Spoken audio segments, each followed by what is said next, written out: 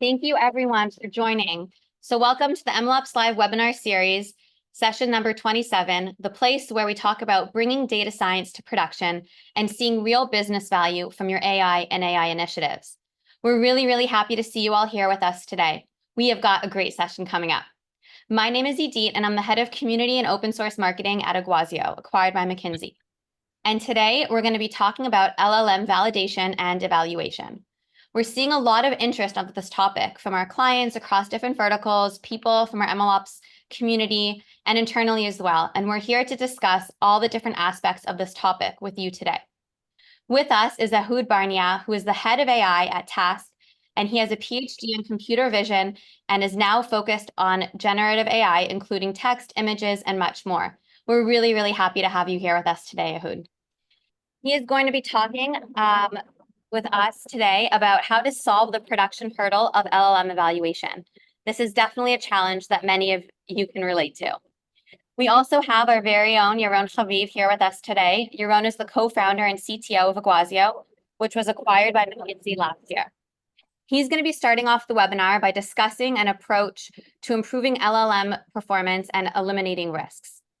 Last but not least, our very own Guy Lecker, ML engineer, team lead at Iguazio, where I'll be showcasing LLM evaluation with a live demo of a fashion chatbot that leverages fine-tuning to significantly improve the model responses.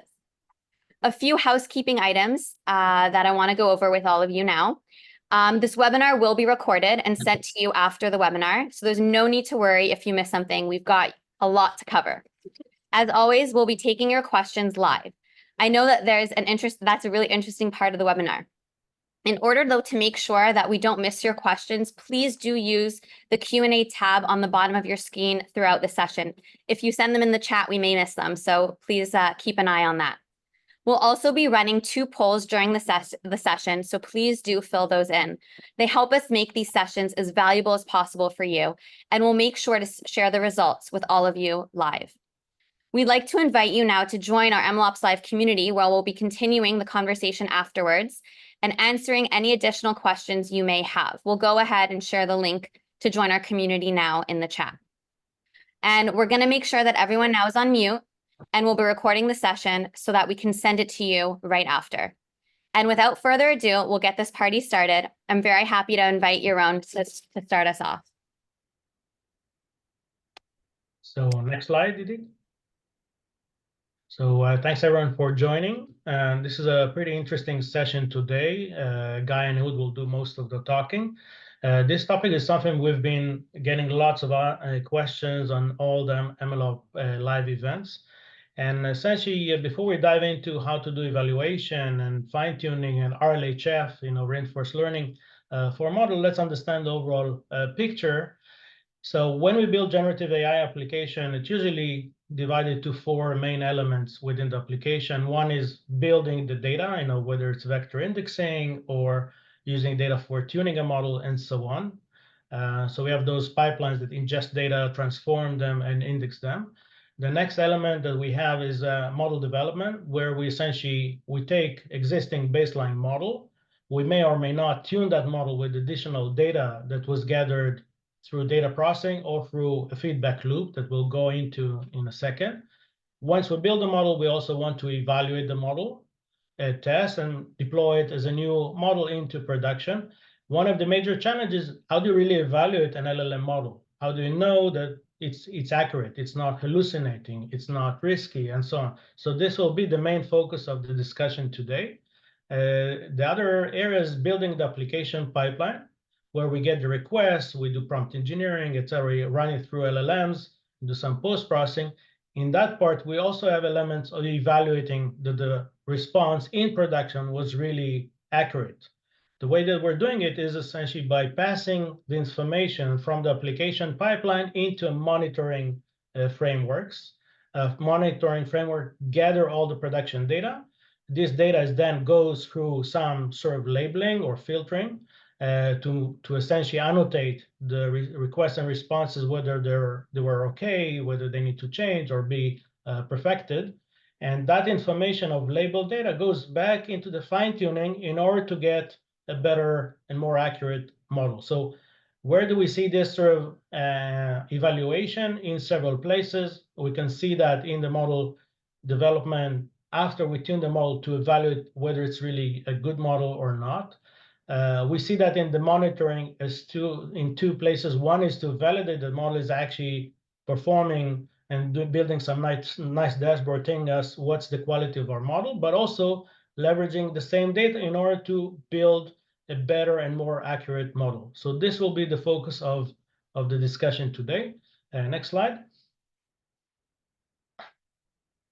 So in general, in order to build more accurate, more risk-free models, where we see today, a lot of people tire kicking and getting some nice results, but when they move to production, they see that they need to improve the quality and de-risk the answers quite a bit. Some companies actually take a lot of time to get to production because they understand that the bots are not really producing great results or accurate results. So then you're starting to improve the data and so on in order to get the quality up. So some of the controls that we need to put in the pipelines are listed here.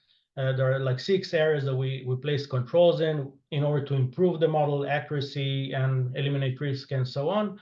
And you can see that throughout the slide in the data processing, in the test and validation phase, in the application pipeline, we have several areas where we put those guardrails and accuracy improvement techniques, and as well as in the monitoring. And this will be the focus of the discussion. And I hope Ehud and Guy will have a great session today. Okay.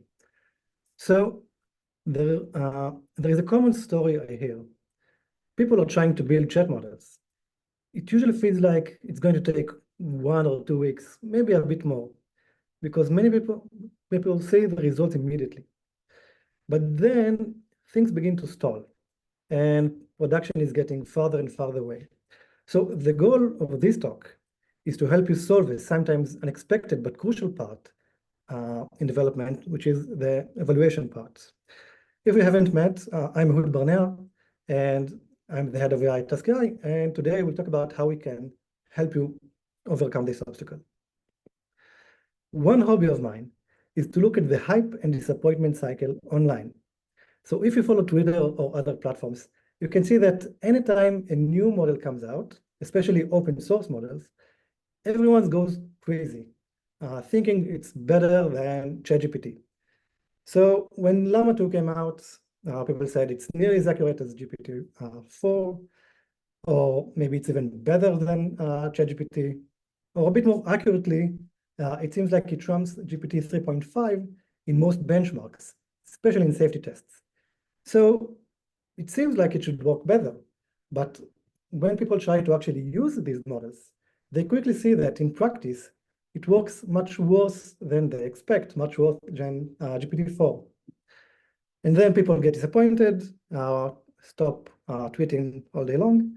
And then when a new model comes out, it's the same story again and again. So why does this happen? It turns out that standard benchmarks just don't reflect reality. So the good news is that it seems that the tipping point has been reached. And finally, we have models like open source Mistral or Claude that people are saying that they have finally caught up to ChatGPT. But the bad news is that visibility is still lacking. We still don't know how good these models are and whether they will be good for our own data.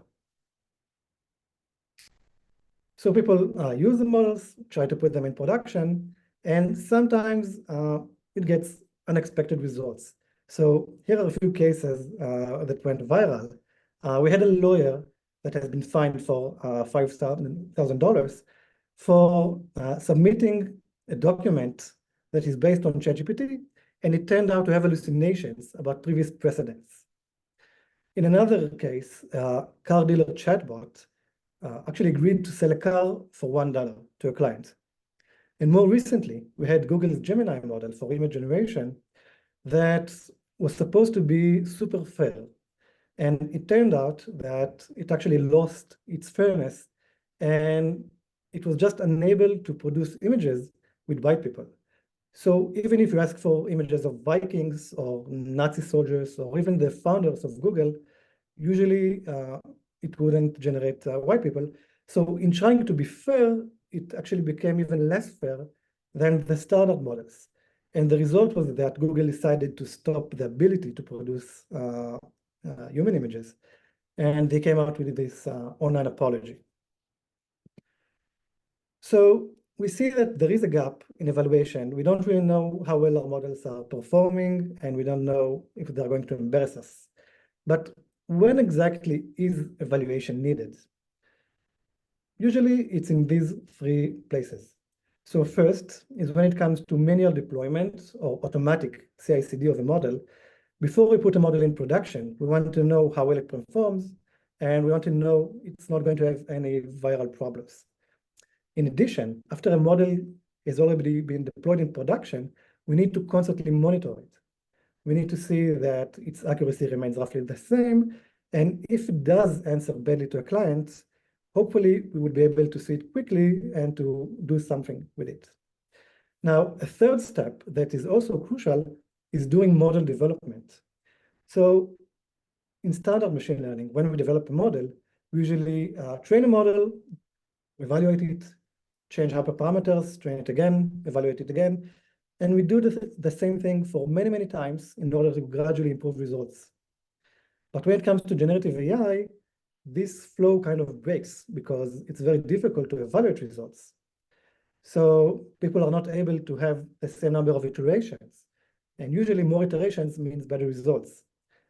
So in this case, evaluation brings a gap because as Yaron mentioned, as I see as well, many times what is stopping people from getting to production is that the accuracy is not as they expect. So you need higher accuracy for a product, but it actually becomes more difficult to achieve it.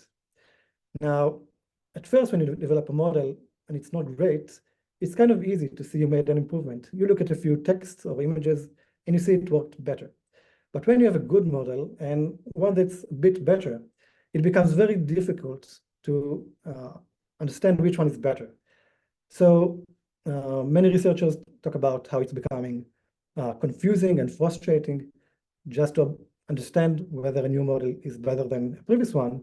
And it's something they do a lot.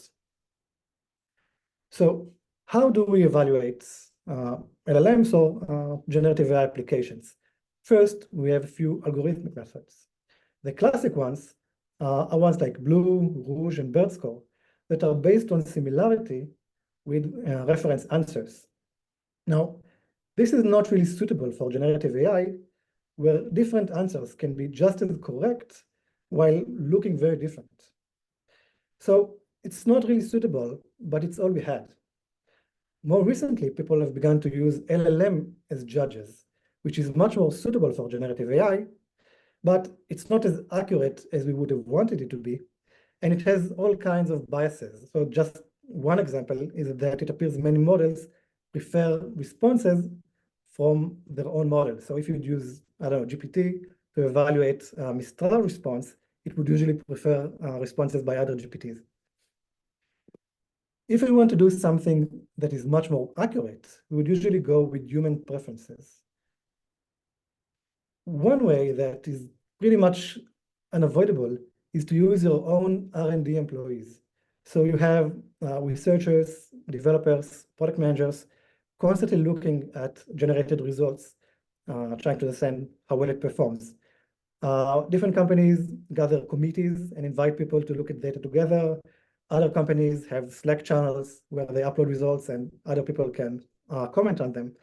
The issue here is that it's just super costly to use researchers, developers, everyone for that. And it's also very limited. It does not really allow you to constantly monitor and constantly evaluate the way you would want to. Another crucial part is the data flywheel. So when you have a model in production, you have users, you can ask them what they think about response. Was it good? Was it bad? And so on. So this is optimal when it comes to the type of users, because your users are usually the domain experts. But this is also highly biased because people usually don't really want to share feedback all the time. So another way to go about it is to hire internal annotators. Usually, companies would hire 3, 4, 5 annotators because they don't really want to manage more people than that. And it can be quite comfortable, but the problem here is that it's not scalable. So once again, when you need more annotation than they could provide, what I hear from different data science teams is that they do a lot of work in order to combine algorithmic measures with the hired annotators in order to do something more efficient. So the work still goes back to the data scientists that have to overcome this issue. And now, another way that I think it's a bit less utilized is using a global crowd. So when we ask questions to different people from all over the world, we can have a process that is much more scalable and unbiased. So if we have some response, we can ask people from different countries, different languages, different cultures, or we can ask the same question to many different people and see their mean and variance. So this has a lot of potential, but I think it's harder to set up. Now, thankfully, Tasq makes this part easy, and later I will show how we do it. So just a brief introduction to Tasq.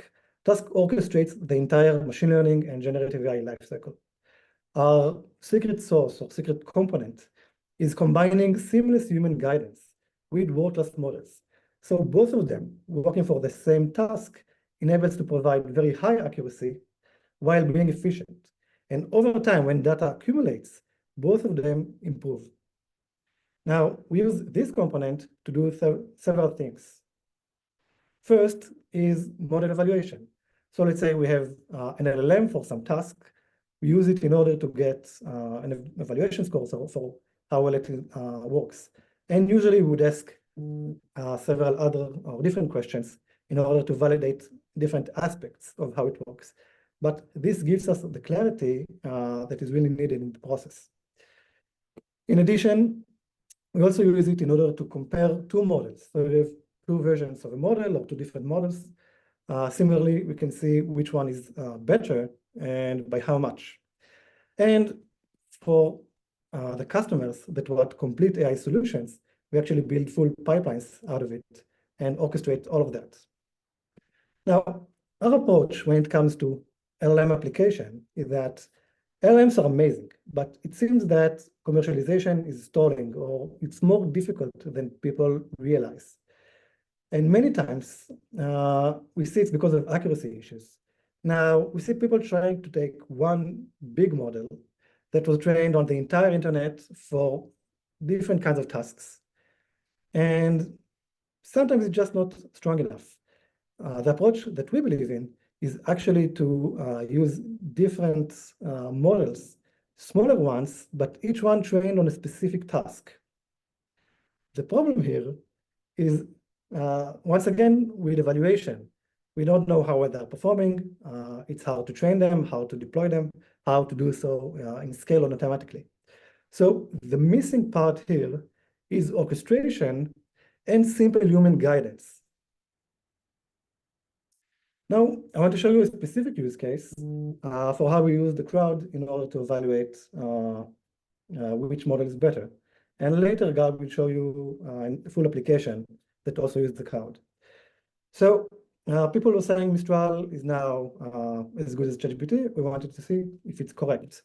So we took a bunch of tweets, angry ones, and we gave a task to rewrite those tweets to tell the same story, but in a positive mindset. So an original tweet was like so: I feel like my go-to emotion is angry. ChatGPT said, I believe that my default emotion is passion. Now, this was positive, but it's a different event. So it's not really a valid rewrite. Mistral, on the other hand, said, despite feeling angry at times, I believe there's room for improvement and growth in managing my emotions. This one is both positive and describing the same event. So it's a valid rewrite, but eventually we need to evaluate these two qualities for this task. So in order to get this human guidance automatically with the global crowd, we defined that we want to get people from English-speaking countries, from United States, UK, Australia, and so on. Each question was asked to 15 workers, and if they had no agreement, we dynamically scaled it up to 19 workers. Now, when workers come into our system, first they are trained on the problem and tested. If they are not able to produce good results, they are filtered out or directed to a different kind of question. So we are left only with workers that have shown that they are capable of answering these questions with high accuracy. Now, we are still continuously testing them just to make sure they are still on track. We asked two questions. Which sentence is more positive? And which option better reflects the original message's intent and concern? And just to give you the overview, we saw that Mistral was better or similar to ChatGPT. So in free-form writing, Mistral was 87% more positive. And in my opinion, it just writes nicer texts. However, they tended to be longer. So in trying to make Mistral write shorter texts, the same length as ChatGPT, we saw that Mistral was a bit more positive, while ChatGPT was a bit closer to the original meaning. So in this case, they were quite similar. So the good news is that it seems that, yes, Mistral is as good as GPT, at least in this scenario. And it appears that we are getting into a new point in time where we can use open source models that are as good as ChatGPT, and we can also train them on our own data in order to actually improve them. So just to give a conclusion, companies end up using combinations of different evaluation methods, but it's still a pain. Now, if what you need is to have a process that is seamless, accurate, scalable, unbiased, and so on, I urge you to try and use the cloud. And you can also contact us in order to make it easier. So thank you for now. I'll be here to answer questions later, and you can also contact me via email. Yeah. Thank you so much, Ehud. That was fantastic. We're going to take a short break right now and just share a poll with you. Where are you on your Gen AI journey? Are you just learning about Gen AI? Do you have a specific use case? Have you begun building a Gen AI app yet? Or do you have Gen AI app in production already? We'd love to hear from you. So please do take a minute and answer the poll.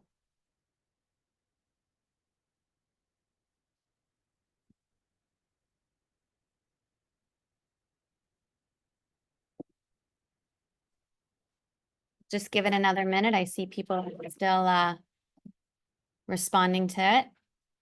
Thank you everyone for participating.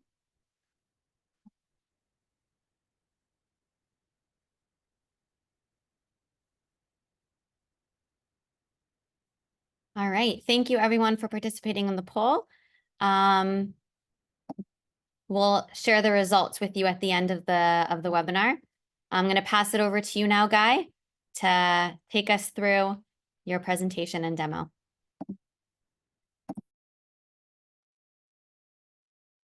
Hi everyone, I'm Guy. Nice to meet you all. So let me share my screen just a moment.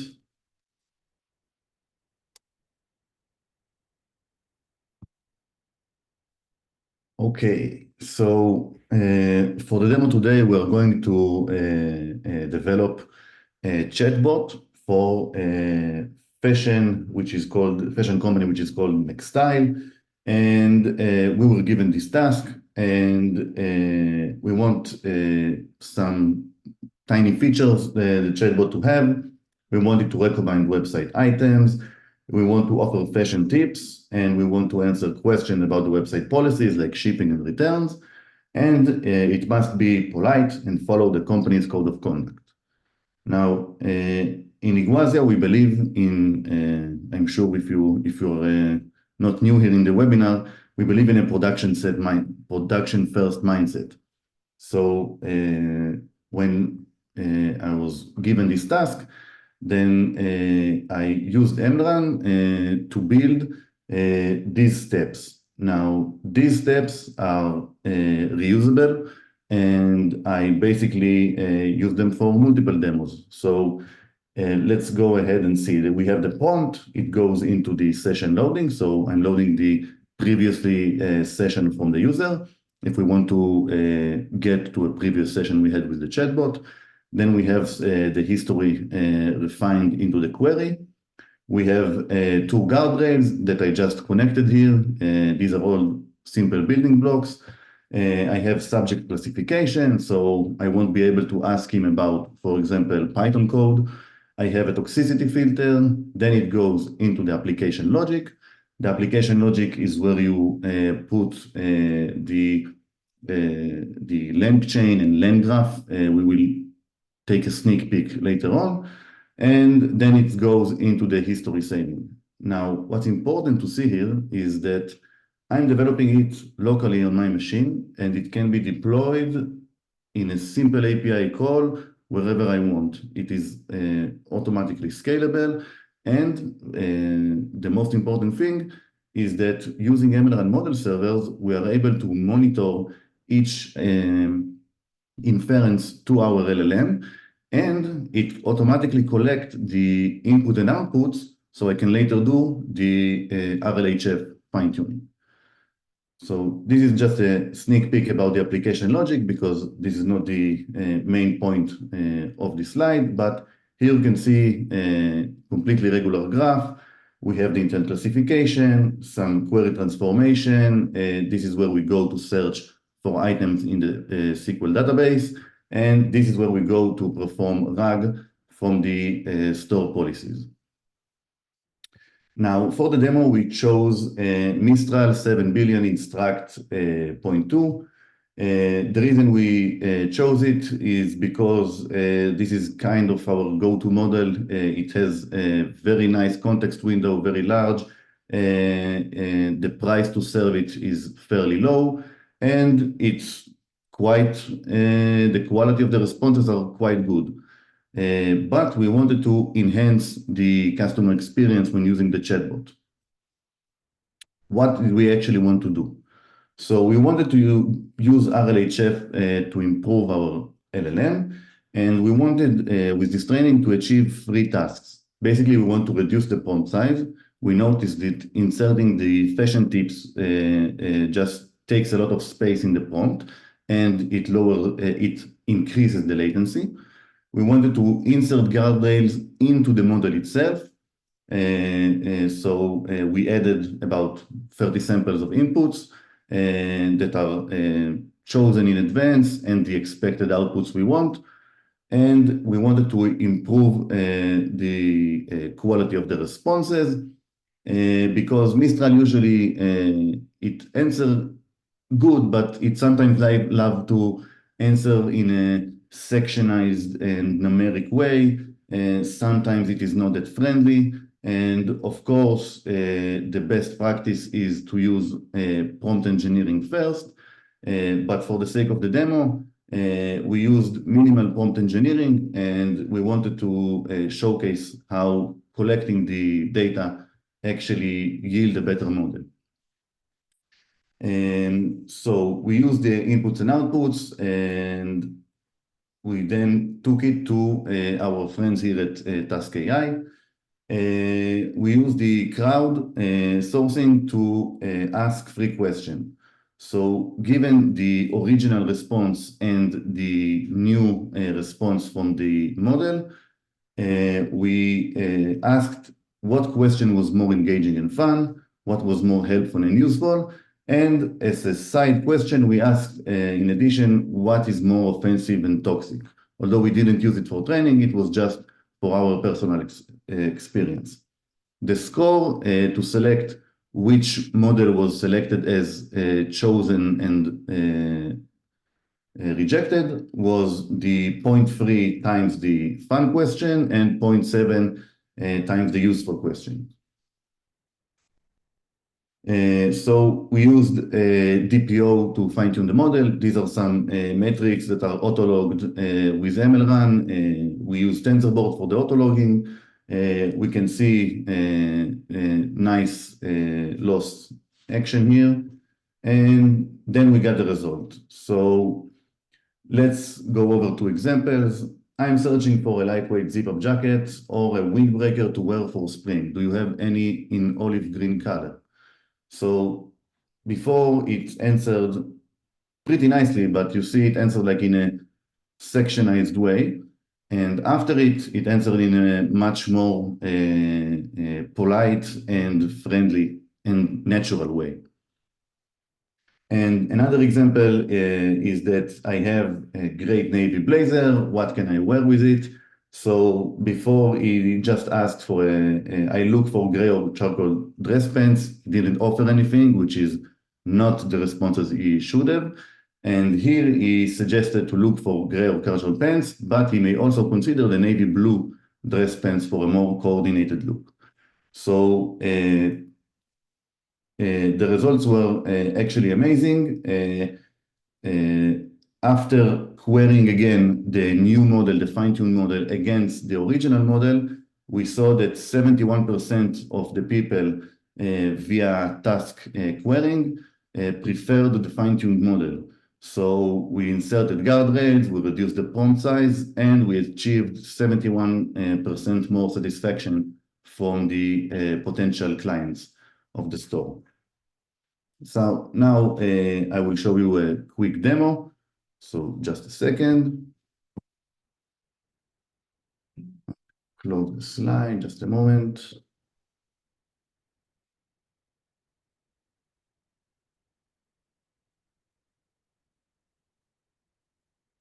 So I will say to him, hello, and he will probably respond with something nice.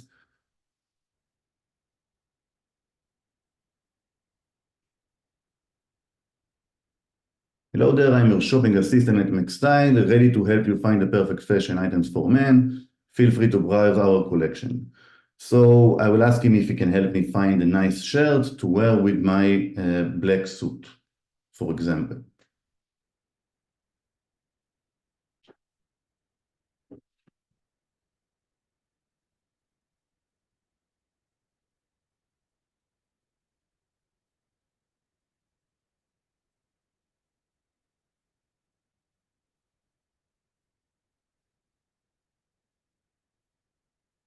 So based on my request for a black suit, he offered free sky blue, bluish shirts. It's a great fit for a black suit, but I prefer white shirts. So now he actually knows that I look for white shirts, and because I didn't tell him, look, I prefer white shirts, I just tell him the color.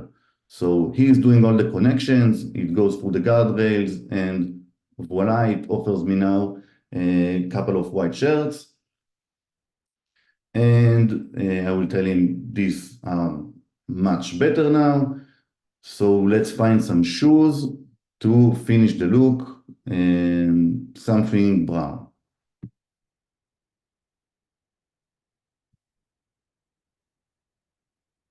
Now he will take into consideration that I wear a black shirt, and the shirt is more for a formal look. So it will look for some formal shoes. But if you take notice, I didn't ask for formal shoes. So let's see if he offers me a correct shoe. And yes, he did. So I will tell him that I want some younger look. Maybe if he has some white sneakers.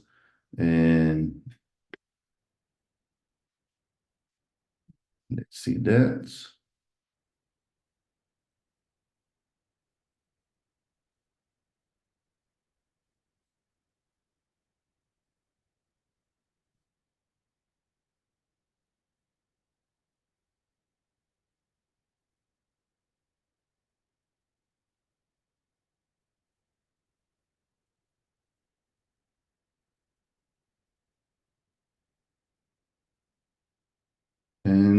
yeah, that's for the demo. And thank you, Edith, back to you. Thank you so much, Guy. That was fantastic. I love seeing those demos. All right, so we're gonna take a quick break again, and we're gonna do the second poll. What are your greatest challenges with Gen AI? This is a multiple choice question, so please do select all that are relevant to you. Is it data privacy, bias in AI hallucinations, or compliance, costs? I know that many people feel a lot of different challenges when relating to Gen AI, so don't be afraid to select more than one. We definitely want to hear from you. Okay, so I will make sure to share the results with all of you at the end of the webinar. So we're going to jump now into the Q&A. Guy, Yaron, Ehud, if you want to turn on your cameras and unmute yourselves, we're going to start off with some Q&As. We have a lot of questions here. I think this one is probably for you, Ehud, asking about how to solve and achieve LLMs to do predictions wisely. Well, so if I understand, the question is more about the accuracy of LLMs. Well, it's less about evaluation, but generally it's more of an open question. Where first, you need to solve the evaluation problem, or you need to know how well it performs. And then you basically start to optimize, whether it's trying different prompts, trying to add examples to the prompts, fine-tuning the models to your data. This is the grind part. And well, you need evaluation for that, but there's no escaping the grind. Yeah.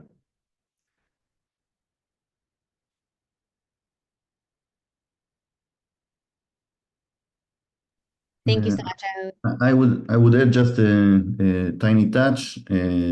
Basically, if you want to build, for example, as I shown the graph, each node in the graph is actually inferring the LLM. So if you want to know if your LLM is performing and get a number, basically, you want to develop a metric that are based on the specific task you are trying. So you don't have like an accuracy for the entire model, you have an accuracy per task. I hope it makes sense. Yeah. Yeah. Adding one small thing is that usually if you can break up your problem into smaller ones, then it's a good idea. It enables you to get better results. Sometimes it requires some creativity. Thanks, Ehud. I think this is a question for whoever wants to take about elaborating on RAG versus retraining, like the pros and the cons for both. Can you repeat the question? Someone asked if you can please elaborate on RAG versus retraining, the pros and cons. So these are not mutually exclusive. There is a lot of misinformation or confusion regarding the topic of when you use RAG, when you use prompt engineering, when you use fine-tuning. You preferably use all the techniques to get the best performance.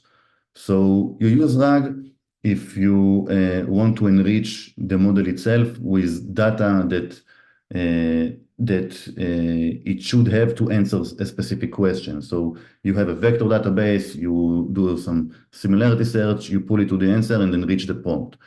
And for the fine-tuning, if you want to model to answer in a very specific way, or if you want it to insert, for example, like we shown, insert guardrail, or maybe move its knowledge to a specific domain, then you can use the fine-tuning. But if you would like to have a general chatbot, for example, that answer in a very specific way, like a customer service, so you fine-tune the way he responds, but you actually add the RAG to the content that is being asked, and you prompt engineer the task at hand.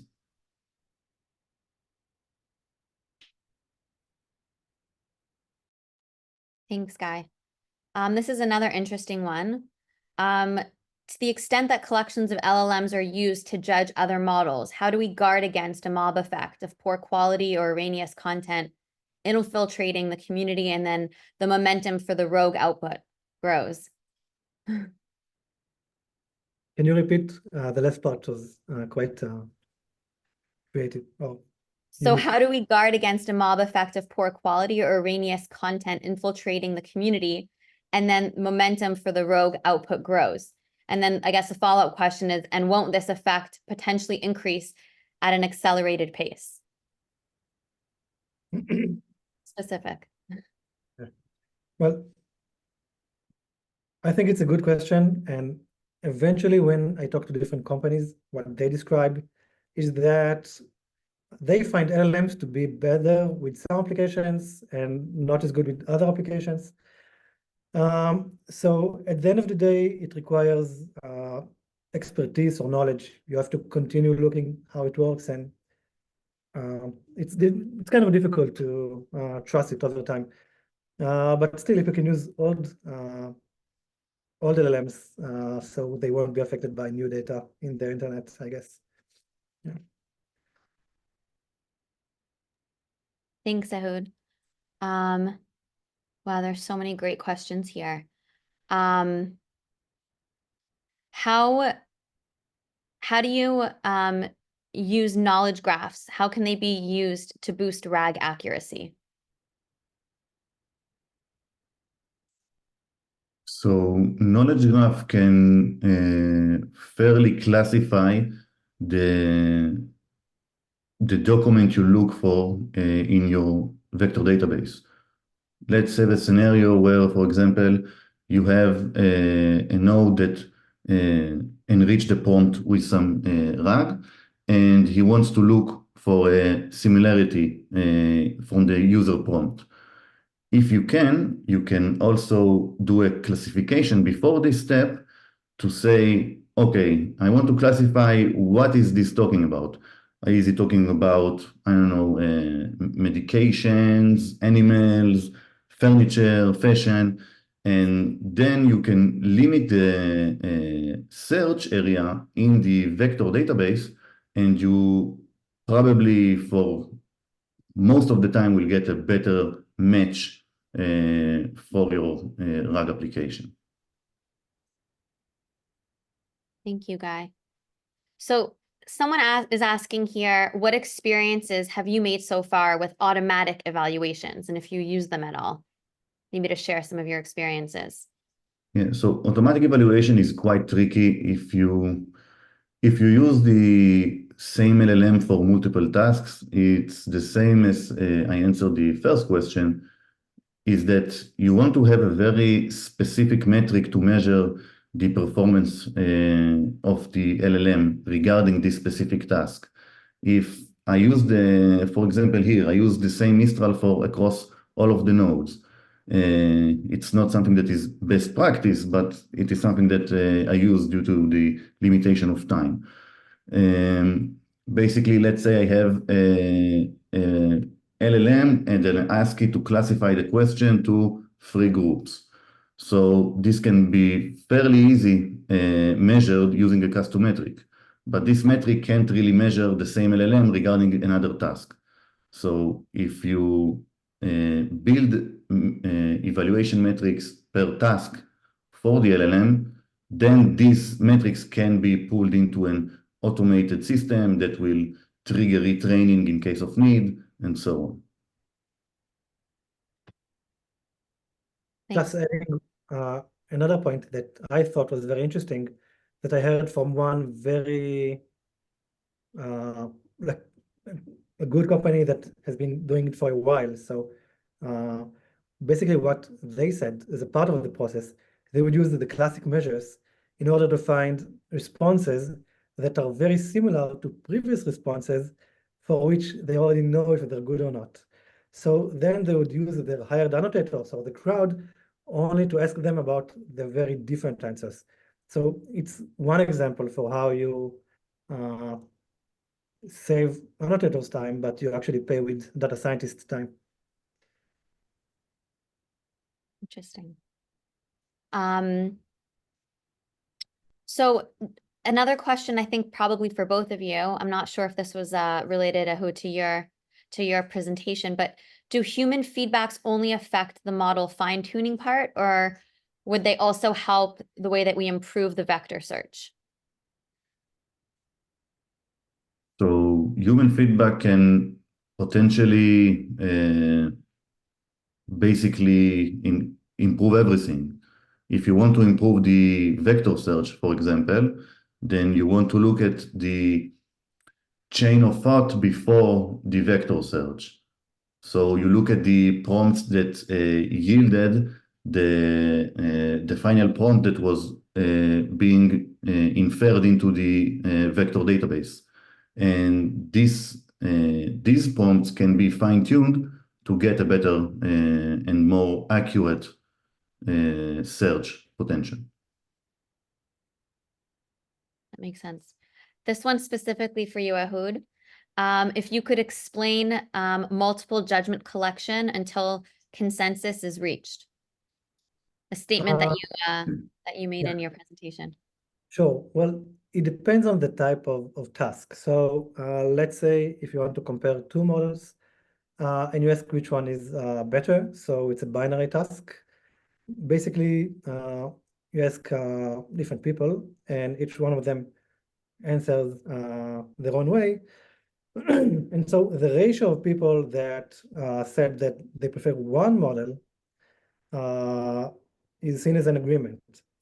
So let's make it simpler. Let's say you ask two people and they disagree, then you can ask a third person. Now, depending on the confidence you want to get to, you can configure that, let's say if three people agree, you can stop. But if two people say one thing and the other one says something else, then you could go up to 7, go up to 9. I mean, for generative AI, people even go further than that. So basically, with quite a simple dynamic process, you can decide how many people you want to ask, or you can go the other way about and define the accuracy or how much agreement you want, and from that automatically see how many people you want to ask. And usually you would cap that not to ask too many people. Now, and when it comes to rating, I didn't really talk about it here. So sometimes you would want to have an answer between 1 to 5, 1 to 10, and so on. And in this case, to define the range in which you accept two answers is kind of the same. Because you need to be able eventually to say when two people agreed with each other. So basically, it's just a simple process behind the scenes that just scales it up. And if agreement continues to be low, I don't know, 50%, 60%, and so on, depending on your preferences, you just continue asking more and more until you say there's no more reason to ask further. I hope that answers it. Thank you, Ehud. So we're just going to do one more question here. There's a lot of questions about RAG. We're not going to be able to answer all of the questions. So I do encourage you to join our MLOps Live community. We'll share the link again in the chat. And we'll be answering some additional questions after the webinar.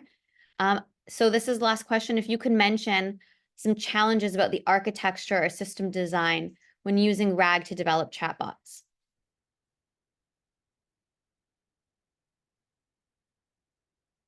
When you're going to scale a RAG application, you're going to need to scale the search within the vector database itself.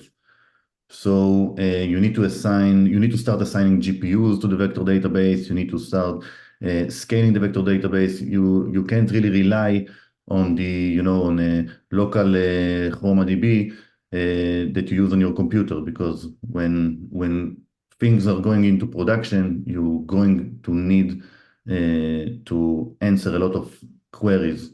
And this is one thing that a lot of people don't seem to get right. They take their length chain or length graph, and suddenly things are starting to work slow, things are starting to break.